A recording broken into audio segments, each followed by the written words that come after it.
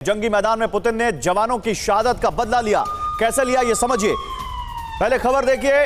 जंगी मैदान में पुतिन ने लिया जवानों की शहादत का बदला। रूसी स्ट्राइक में 600 यूक्रेनी सैनिक क्रामातोर्स्क में ढेर हो गए।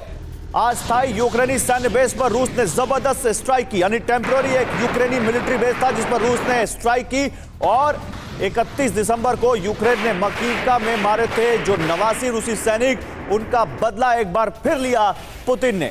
एक और बड़ी खबर, क्रामातोर्स्क एयर स्ट्राइक पर रूसी डिफेंस मिनिस्ट्री का दावा आ गया है। मकीवका में मारे गए रूसी सैनिकों का बदला पूरा हुआ, यह रूसी डिफेंस मिनिस्ट्री ने दावा किया है। मकीवका में 89 यानी 89 रूसी सैनिक मारे गए थे यूक्रेन के हमले में।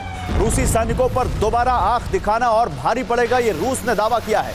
रूसी सैनिकों के खून के एक एक कतरे का घातक हिसाब होगा, यह रूसी रक्षा मंत्रालय के प्रवक्ता इगोर कोनाशेंकोव का बयान है।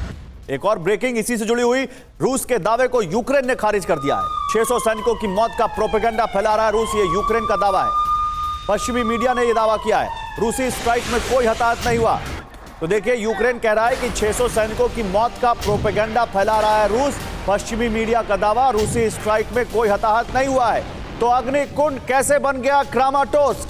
कैसे 600 सैनिकों के ऊपर मौत बरसाई रूस ने? क्या दावा है रूस का? आइए आपको बिग वॉल पर दिखाते हैं कैसे यहां पर क्रामाटोर्स्क में आग बरसी है। ये देखिए, ये यूक्रेन का नक्शा है, बगल में रूस है, इसी बॉर्डर पर लड़ाई हो रही है अभी आमने सामने की। और यही जो क्रामाटोर्स्क है जहां पर रूस ने एयर स्ट्राइक की है, ये जो इलाका है ये वाला, इसको हम यहां पर जूम करके आपके लिए लेकर आए और यहां पर देखिए 600 यूक्रेनी सैनिकों की मौत हुई है। यहां पर यूक्रेन का एक टेम्पररी मिलिट्री बेस था जिस पर रूस ने एयर स्ट्राइक की।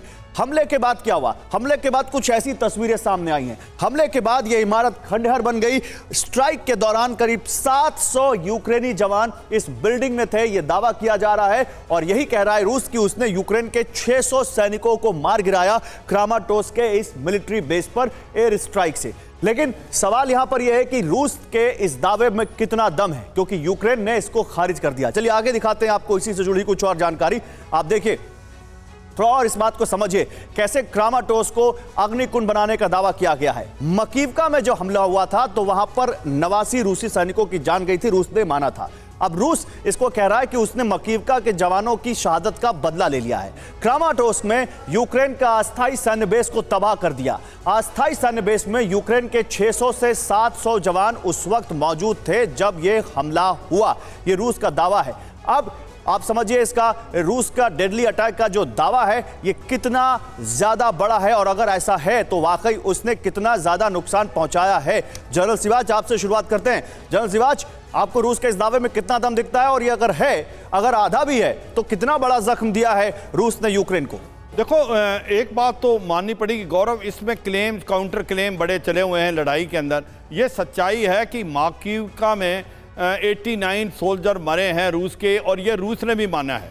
मगर जब ये काउंटर अटैक किया है रूस ने, अभी रूस दावा कर रहा है कि 700 से ज़्यादा यूक्रेनियों को मार दिया। मुझे लगता है इसमें सच्चाई कम और पब्लिसिटी ज़्यादा है और हो सकता है कि कुछ ना कुछ। नहीं, ऐसा क्यों लग रहा है आपको कि इसमें सच्चाई कम है? अब वो इसलिए है क्योंकि प्रेशर में है पुतिन जो मकीवका में जिस प्रकार से मास कैजुअलिटी हुई, जिस प्रकार से वो बोलते कॉन्स्पिरेशन आर्मी के थे, उन्होंने एक मोबाइलों को खोला, उनकी लोकेशन बताई। बिकॉज 89 सोल्जरों का एकदम मरना एक बहुत बड़ा बैकफुट था पुतिन के लिए और कहीं ना कहीं वो दोबारा इसका एक प्रकार से दिखाना चाहते थे कि किसी प्रकार से हमने बदला कैसा लिया। मुझे लगता है कि ग्राउंड पे कैजुअलिटी हुई होंगी पर इतनी भारी कैजुअलिटी नहीं हुई जिसका दावा रूस भी और चीन कर रहा है। ये सच्चाई है। दूसरी बात, मुझे लगता है ये सच्चाई है इस लड़ाई के अंदर जो बात हुई है कि जो सबसे ज्यादा सैनिक मरे हैं वो रूस की कैजुअलिटी ज्यादा हो रही है